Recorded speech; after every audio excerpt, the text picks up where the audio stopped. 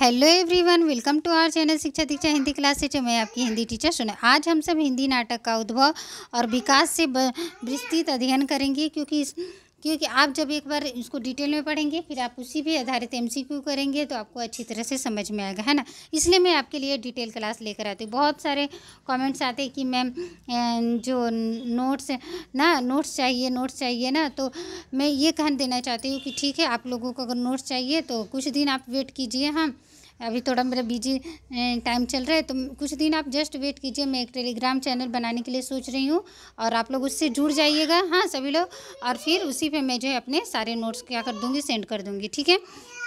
और बहुत सारे लोगों का कहना है कि मैम एमसीक्यू ना लेकर आइए। तो देखिए, मैं ये डिटेल क्लास क्यों लेकर आती हूँ, ताकि आप एक डिटेल क्लास पढ़ेंगे ना तो और फिर आप उसी पे आधारित एमसीक्यू करेंगे तो ये जो आपका ना पूरा जो क्या कह सकते हैं आप एमसीक्यू जो करेंगे वो पूरी तरह से आपको समझ में आएगा ना, और दिमाग में आपका आसानी से बैठ जाएगा। इसलिए मैं एक डिटेल क्लास ला रही हूँ और फिर एमसीक्यू ला रही हूँ, तो आपको आसानी से समझ में आएगा, है ना। एक बार में ही आप वो पढ़ेंगे तो याद नहीं रहेगा आपको, आप भूल जाएंगे। और जो है, और बहुत सारे लोगों का कहना है, बहुत सारे कमेंट मुझे आ रहे हैं कि मैम सूरदास, बिहारी दास और कबीर जी के बारे में और जो है तुलसीदास जी के बारे में वीडियो बनाइए। तो हाँ, मैं आपको ये बता रही हूँ कि देखिए, अभी हम लोगों ने हिंदी नाटक कहानी का उद्भव विकास इसके बारे में पढ़ा, फिर इसके एमसीक्यू किया। अब जो है हम लोग मध्ययुगीन काव्य में प्रवेश करेंगे। इसके बाद तुलसीदास जी को पढ़ेंगे, बिहारी को पढ़ेंगे और इसके बाद हम लोग पढ़ेंगे कबीर जी को भी पढ़ेंगे, है ना, सूरदास जी के भी पढ़ेंगे। तो मैं जो भी अभी वीडियो बना रही हूँ तो आपके सिलेबस के अकॉर्डिंग बना रही हूँ। सिलेबस से कुछ भी बाहर नहीं है, जैसे जैसे सिलेबस में दिया है वैसे ही मैं बना रही हूँ। और आप 100% एकदम श्योर हो कि आप पढ़िए, अच्छा से ध्यान से पढ़िए ना, और इससे नोट्स बनाइए हो सके तो, क्योंकि आपका नोट्स रहेगा तो ये रिवीजन करने में क्या, आपको एग्ज़ाम टाइम में रिवीजन करने में आपका बहुत आसानी होगा। और अब अगर आप एक चीज़ को आपने देखा फिर उसको लिखा तो आपको पता है वो दिमाग में आ जाता है। एग्ज़ाम में आपको बहुत वो 4 ऑप्शन दिए रहेगा तो आपको कहीं से भी आपको जो क्या हो जाएगा वो याद रहेगा कि हमको ये टिक करना है। तो इस तरह से पढ़िए आप लोग, है ना। और उस पर भी मैं वीडियो डालूंगी जो तुलसीदास कबीरदास, इसके बाद हम लोग वही पढ़ने वाले हैं, है ना। तो चलिए पढ़ते हैं आज हिंदी नाटक का जो है उद्भव विकास, है ना। तो देखिए, हिंदी नाटक जो है रंगमंच से जुड़ी एक विधा है ना, जिसे अभिनय करने के माध्यम से प्रस्तुत किया जाता है। आप जानते ही हैं नाटक को ना अभिनय करके प्रस्तुत भी किया जाता है।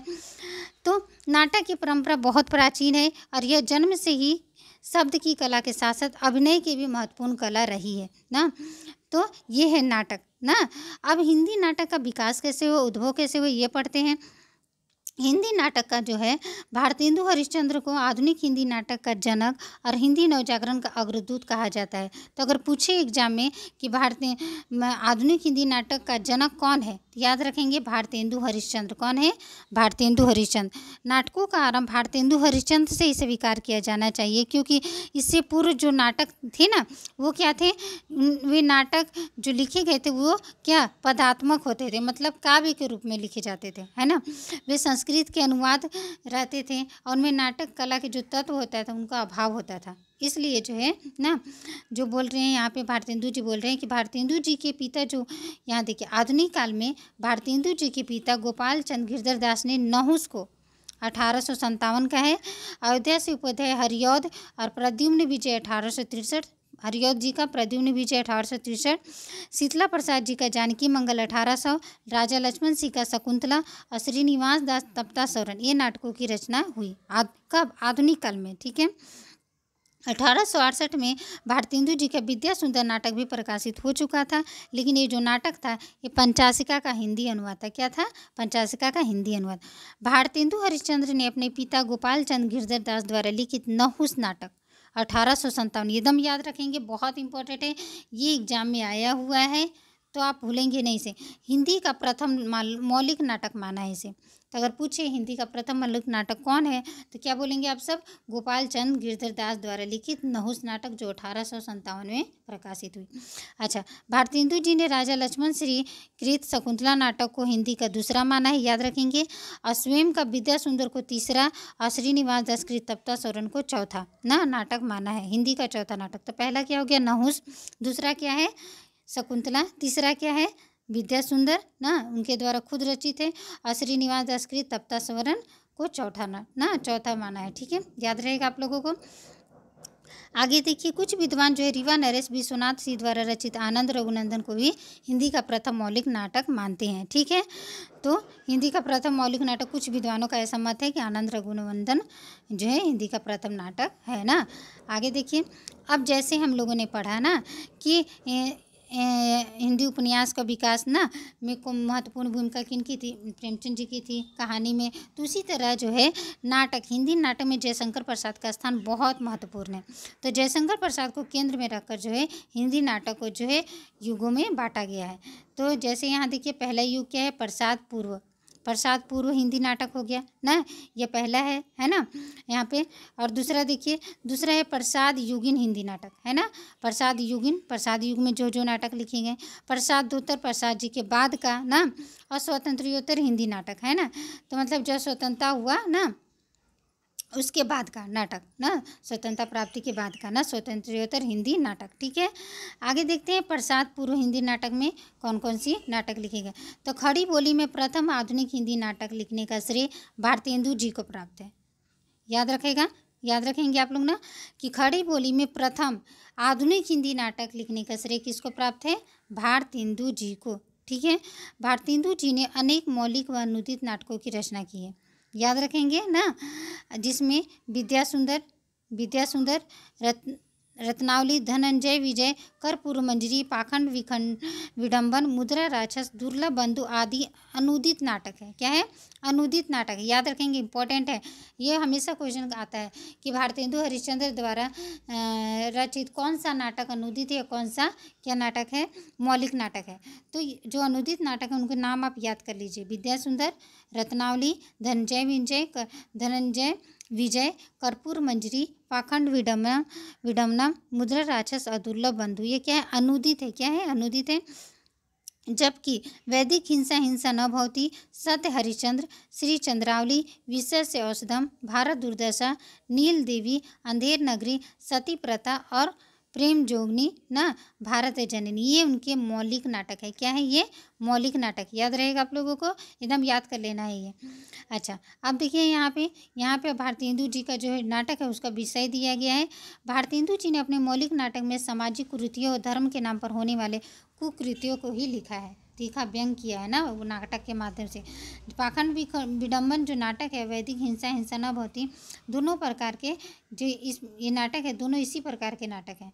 विशेष विष और औषधम में देसी नरेशों की दुर्दशा पर आंसू बहाया गया है ना।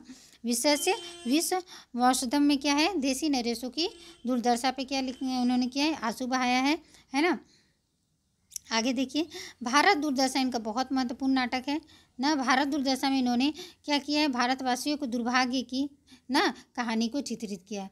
अंधेर नगरी ना जो रचना है भारतेंदु हरिश्चंद्र द्वारा, एक रात में उन्होंने, अगर पूछे कि एक रात में भारतेंदु हरिश्चंद्र का कौन सा नाटक लिखा गया है, तो याद रखेंगे अंधेर नगरी। यह लोक कथा अंधेर नगरी चौपट राजा पर आधारित है। आपने पढ़ा भी होगा अंधेर नगरी ना, तो अंधेर नगरी चौपट राजा, ये जो नाटक आपने पढ़ा भी होगा, बहुत ही आपको नाम याद होना चाहिए इसके ना। नाटककार कौन है, तो भारतेंदु हरिश्चंद्र जी। ठीक है, आगे देखते हैं। भारतेंदु युग में जो है प्रमुख नाटककारों में कौन कौन है, तो उनका नाम याद रख लेते हैं। लाला श्रीनिवास दास जी, राधा कृष्ण दास, बालकृष्ण भट्ट, गोपाल रंगमेरी, राधा चरण गोस्वामी और प्रताप नारायण मिश्र ना, ये इनके नाम उल्लेखनीय है, भारतेंदु युग के महत्वपूर्ण नाटककार हैं। ठीक है, लाला श्रीनिवास दास कृत ना 4 नाटक हैं, जिसमें प्रहलाद चरित, तप्ता स्वरण, रणधीर प्रेम मोहिनी और संयुक्ता स्वयंवर, ये 4 नाटक लाला निवास दास कृत है। तो याद कर लेंगे, इससे क्वेश्चन हमेशा पूछता है। लाला निवास दास कृत प्रहलाद चरित, तप्ता स्वरण, रणधीर प्रेम मोहिनी और संयुक्ता स्वयंवर, ये किसकी नाटक है, तो लाला श्रीनिवास दास ना द्वारा रचित ये नाटक है। आगे चलते हैं, ये देखिए जो इम्पोर्टेंट है मैं वही आप लोगों के लिए पढ़ाती जाऊंगी, वही आपके लिए अंडरलाइन भी कराती जाऊंगी ना। आगे देखिए, बालकृष्ण भट्ट ने लगभग 1000 बोल रहे हैं 1 दर्जन, सॉरी माफ़ कीजिएगा, बालकृष्ण भट्ट ने लगभग 1 दर्जन मौलिक या मनोदित नाटक प्रस्तुत किए हैं, है ना। तो इसमें से उनके मौलिक नाटक में दमयंती स्वयंवर है ना, कलिराज की सभा है, रेल का विकट खेल है, बाल विवाह है ना, ये उल्लेखनीय है। तो रेल का विकट खेल और कलिराज की सभा, दमयंती स्वयंवर, ये इम्पोर्टेंट है, तो ये याद कर लीजिएगा आप लोग, ठीक है। अच्छा, आगे चलते हैं। ये देखिए, राधा चरण गोस्वामी जी अनेक नाटकों की रचना की है, जैसे सती चंद्रावली इम्पोर्टेंट है ना। प्रताप नारायण मिश्र का ये नाटक इम्पोर्टेंट है आपका, भारत दुर्दशा, गो संकट, है ना, ये इम्पोर्टेंट है। तो ये अच्छा, श्रीनिवास दास द्वारा कृत रणधीर प्रेम मोहिनी दुखांत नाटक है, क्या है, दुखांत नाटक है, ये भी इम्पोर्टेंट, आप याद करेंगे। तो इस तरह से हम कह सकते हैं कि भारतेंदु हरिश्चंद्र जो है इस युग के क्या थे, श्रेष्ठ नाटककार है ना, ठीक है। आगे चलते हैं।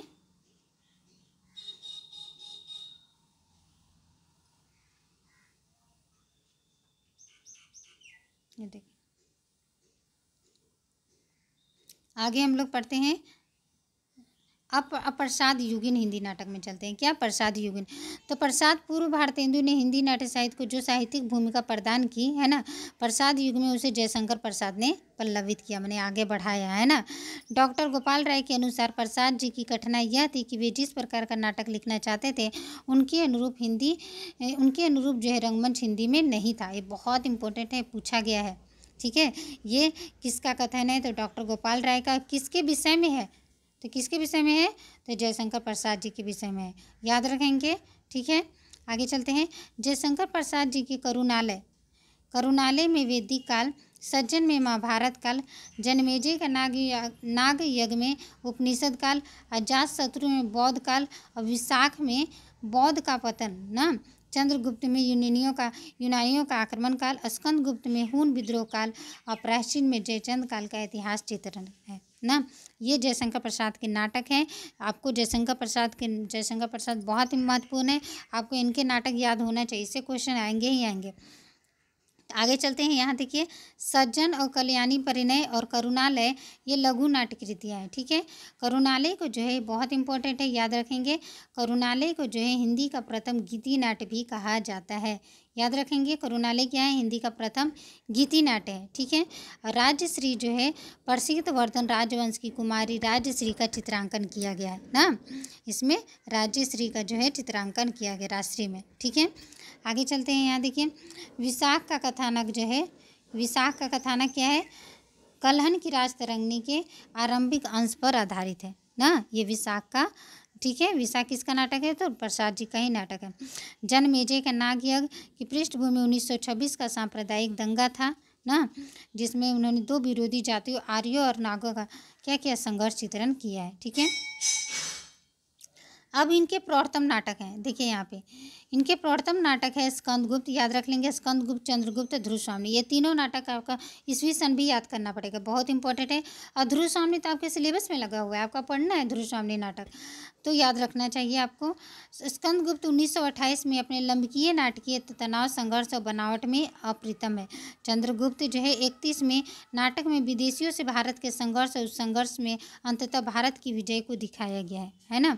और ध्रुव स्वामी प्रसाद जी का अंतिम नाट्यकृति, ये पूछा जा सकता है क्वेश्चन कि प्रसाद जी की अंतिम नाट्यकृति कौन सी है, तो याद रखेंगे ध्रुव स्वामी कब की है, 33 की, ठीक है। स्कंदगुप्त 28 न, चंद्रगुप्त 31 और ध्रुव स्वामी 33, ये आपको याद होना चाहिए। इसमें विधवा विवाह को शास्त्र सम्मत स्थापित कर समाज द्वारा उपेक्षित भारतीय विधवाओं को पति द्वारा प्रताड़ित नारियों के लिए मुक्ति का मार्ग चित्रित किया गया है, ये ध्रुव स्वामी का आपका विषय, ठीक है, याद रहेगा।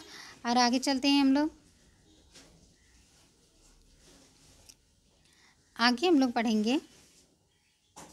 ये देखिए, प्रसाद युग के अब कुछ नाटककार हैं जो इम्पोर्टेंट है ना, उनको आपको याद रखना है। प्रसाद युग के अन्य नाटककार में हरि कृष्ण प्रेमी जी का नाम बहुत महत्वपूर्ण है, जिनका जो है रक्षाबंधन 1934 में लिखा गया नाटक है, याद करेंगे, ठीक है।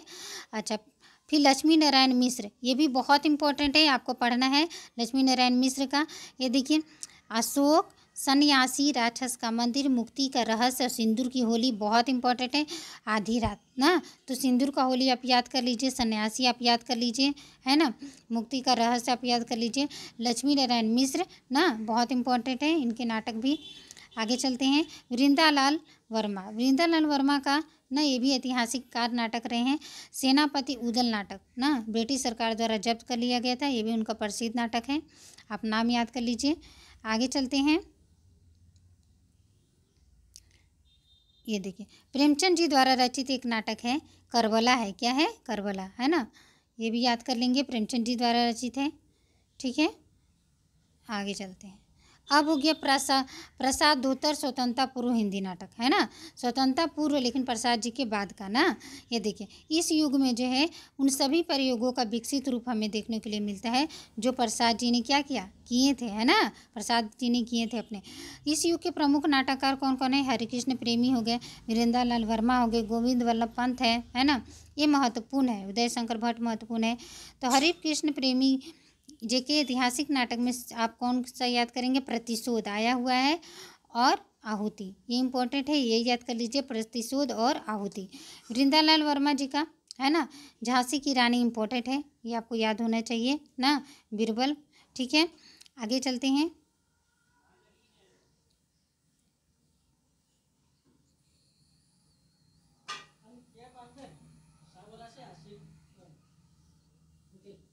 ये देखिए उपेंद्रनाथ अश्क ने स्वर्ग की झलक, छठा बेटा, अलग अलग रास्ते हैं ना आदि नाटकों की भी रचना, जिसमें इनका महत्वपूर्ण है उपेंद्रनाथ अश्क का छठा बेटा, याद करेंगे आप लोग। उपेंद्रनाथ अश्क का कौन सा नाटक महत्वपूर्ण है? छठा बेटा, याद करेंगे आप लोग।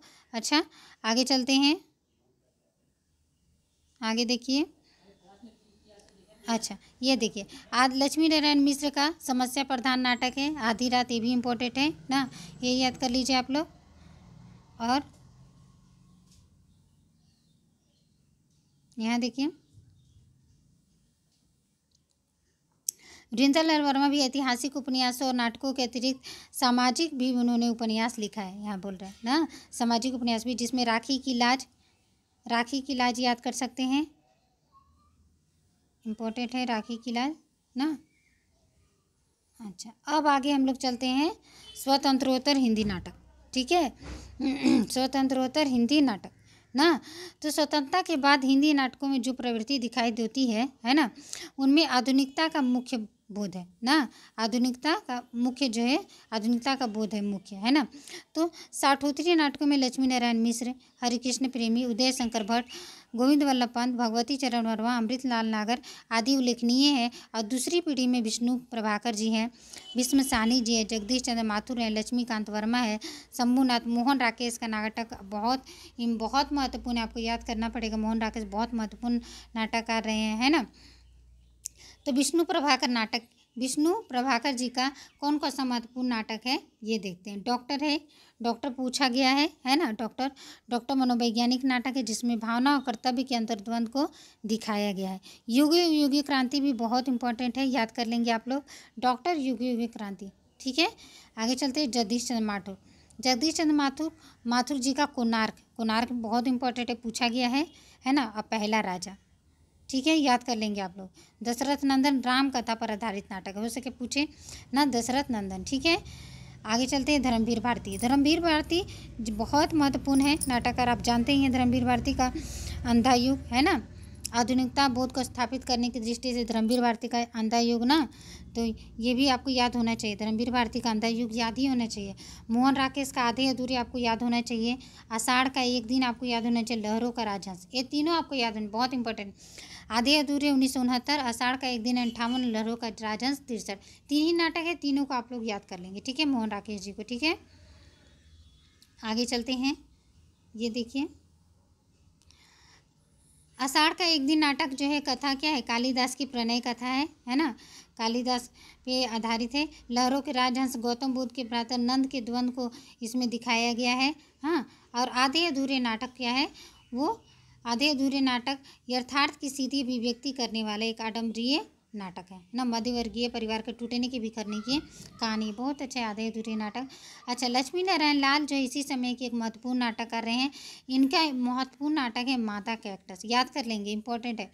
मादा कैक्टस किसका है? लक्ष्मी नारायण लाल जी का है। हाँ, मोहन राकेश मोहन राकेश की परंपरा में एक और नाम है सुरेंद्र वर्मा। सुरेंद्र वर्मा की द्रौपदी याद कर लेंगे, बहुत इंपॉर्टेंट है। 8वां सर्ग भी याद करेंगे। सूर्य की अंतिम किरण, ये भी बहुत इंपॉर्टेंट है। ये तीनों आप लोग याद कर लीजिए। 8वां सर्ग ना, और 8वां सर्ग सूर्य की अंतिम किरण से सूर्य की पहली किरण तक, और द्रौपदी। ये किसका नाटक है? सुरेंद्र वर्मा जी का। किसका है? सुरेंद्र वर्मा, याद रखेंगे।